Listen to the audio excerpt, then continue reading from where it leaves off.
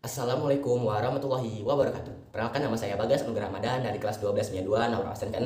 Di sini saya akan menjelaskan tentang EYD. EYD adalah singkatan dari ejaan yang disempurnakan. Di dalam EYD mempunyai 3 kategori, yaitu yang pertama, ketepatan penulisan huruf kapital. Yang kedua adalah ketepatan penggunaan tanda baca. Yang ketiga adalah ketepatan penggunaan huruf miring. Mari kita mencari lebih tahu apa itu EYD. Ya, kita akan mengetahui apa saja yang ada di dalam huruf kapital. Yang pertama adalah huruf kapital digunakan sebagai penanda awal kalimat. Di sini contohnya adalah seperti kemarin paman datang. Kemarin huruf awalnya adalah K, itu menggunakan kata kapital. Selanjutnya adalah huruf pertama pada unsur nama, jabatan, dan diikuti orang tersebut ataupun pengganti nama orang tersebut. Contohnya seperti Jenderal Ahmad Yani. Di sini J-nya pada kata jenderal menggunakan huruf kapital. Contoh yang lain adalah seperti Gubernur Jambi. Di sini G pada gubernur itu menggunakan huruf kapital. Sedangkan saya memiliki kalimat seperti saya ingin menjadi gubernur. Di sini G pada kata gubernur tidak menggunakan huruf kapital karena gubernur di sini adalah cita-cita, bukan menunjuk nama orang tersebut. Terus yang lainnya adalah huruf pertama nama gelar kehormatan diikuti nama orang atau nama penggantinya seperti Raden Ajeng Kartini. Di sini R pada kata Raden itu menggunakan huruf kapital. Yang lainnya adalah seperti Julia Ditaza ST. ST di sini adalah gelar kehormatan, maka kita menggunakan huruf kapital. Lalu huruf pertama pada kata tahun, hari, hari raya, dan peristiwa sejarah. Contohnya seperti Proklamasi Kemerdekaan Indonesia. Di sini setiap huruf pertamanya menggunakan huruf kapital karena dia adalah nama peristiwa sejarah. Yang lainnya seperti hari lebaran. Di sini L pada kata lebaran itu menggunakan huruf kapital. Sedangkan hanya pada kata hari itu tidak menggunakan huruf kapital. Terus huruf pertama nama geografi kecuali nama jenis. Contohnya adalah Pulau Jawa. Nah, P pada pulau itu menggunakan huruf kapital dan J pada kata Jawa itu menggunakan huruf kapital. Dan kecuali nama jenis. Nama jenis ini seperti jeruk Bali. Nah, di sini jeruk Bali itu tidak menggunakan huruf kapital karena jeruk Bali itu bukan nama geografi, melainkan nama jenis. Karena kita bisa melihat di jeruk Bali itu ada temannya, yaitu jeruk nipis atau jeruk limau. Contoh lainnya adalah kunci Inggris. Kunci Inggris itu bukan geografi karena ada teman lainnya seperti kunci tang dan kunci lainnya. Selanjutnya adalah huruf pertama nama bangsa, suku bangsa, dan bahasa. Di sini seperti suku Indonesia. S pada kata sukunya itu kecil dan I pada kata Indonesia itunya besar. Contoh selanjutnya adalah bahasa Jawa. Di sini B pada kata bahasa itu menggunakan huruf kecil, sedangkan J pada kata Jawa itu menggunakan huruf kapital. Lalu huruf pertama semua kata pada judul kecuali kata depan dan kata penghubung. Contohnya adalah seperti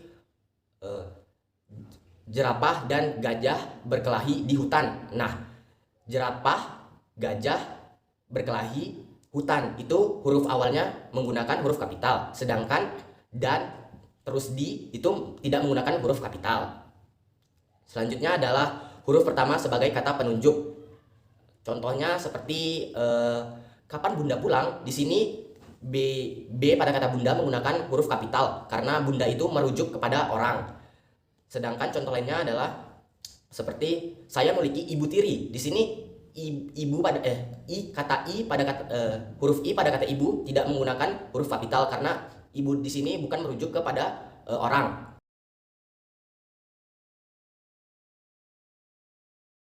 Oke, selanjutnya adalah ketepatan penggunaan huruf miring. Untuk yang pertama adalah untuk nama buku, majalah, dan surat kabar yang dikutip dalam tulisan. Contohnya seperti Andi membaca buku Negeri Kabut karya Seno Gumira Aji Dharma. Di sini kata Negeri Kabut dimiringkan karena kata Negeri Kabut ini adalah merupakan judul. Jadi dia dimiringkan. Selanjutnya adalah untuk menegaskan huruf bagian kata atau kelompok kata. Contohnya seperti kata terakhir jagat adalah huruf T. Nah, jadi jagat itu dimiringkan karena dia untuk menegaskan huruf T-nya itu di mana. Jadi jagat itu dimiringkan. Selanjutnya adalah untuk menuliskan kata yang bukan bahasa Indonesia seperti kata ilmiah, bahasa daerah ataupun bahasa lainnya seperti bahasa Inggris. Nah, itu menggunakan huruf miring. Contohnya seperti nama Latin dari padi adalah Oryza sativa. Nah, Oryza sativa ini dimiringkan karena dia adalah kata ilmiah.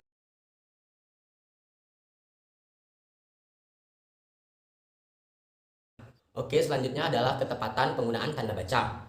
Penggunaan tanda baca ini terbagi menjadi 4, yaitu yang pertama tanda titik 2, yang kedua adalah tanda hubung, yang ketiga adalah tanda petik, dan yang terakhir adalah tanda pisah.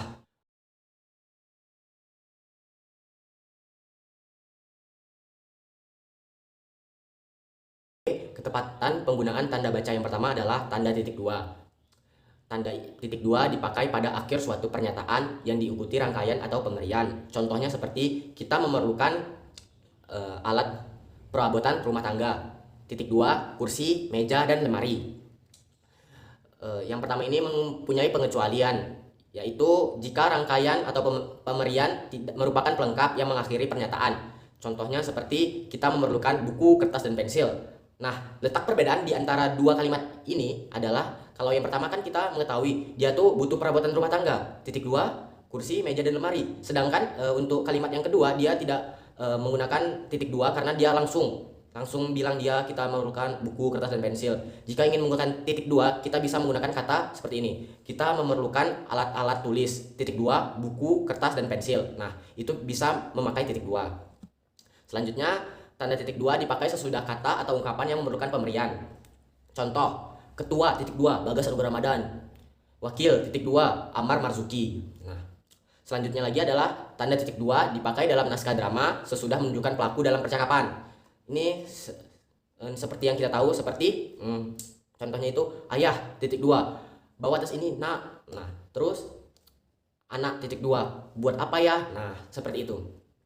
Selanjutnya adalah dipakai antara yang pertama jilid atau nomor dalam halaman, yang kedua ayat suci dalam kitab, yang ketiga adalah judul karangan, yang keempat adalah kota dan penerbit buku karangan. Contohnya seperti surat Ar-Rahman titik 2 11. Nah, surat ini titik 2 di sini menunjukkan ayat keberapa gitu. Contoh yang lain adalah kumpulan cerita pendek titik 2 Negeri Kabut. Dan tanda baca yang kedua adalah tanda hubung. Tanda hubung digunakan untuk menyambung suku-suku kata yang terpisah oleh pergantian baris. Yang kedua, tanda hubung digunakan untuk menyambung awalan dengan bagian kata yang mendahuluinya pada pergantian baris. Yang ketiga adalah untuk menyambung bagian-bagian tanggal dan huruf dalam kata yang dieja satu-satu. Contohnya seperti tanggal 22 tanda hubung 02 tanda hubung 2022. Selanjutnya, tanda hubung digunakan untuk yang pertama awalan se dengan huruf berikutnya yang kapital. Yang kedua, awalan ke dengan angka. Yang ketiga, kata dengan singkatannya yang kapital. Contohnya tanda hubung Jambi. Yang lain peringkat ke tanda hubung 23. Dan contoh lagi tanda hubung PHK tanda hubung kan. Terus tanda hubung digunakan untuk menyambung unsur-unsur yang berulang seperti meja-meja, kekuning-kuningan, dan lain-lain. Lalu tanda hubung digunakan untuk merangkai unsur bahasa Indonesia dengan unsur bahasa asing. Contohnya di tanda hubung markup, dan contoh lainnya di tanda hubung blow up. Ini adalah tanda baca petik. Nah, tanda petik digunakan untuk mengapit kata atau kalimat langsung yang berasal dari pembicaraan, naskah, ataupun bahan tertulis lainnya. Contohnya seperti ibu berkata, paman akan datang besok pagi. Nah, di sini paman akan datang besok pagi menggunakan tanda petik karena kalimat tersebut dibicarakan oleh paman ke ibu dan ibu mengatakannya kepada anaknya.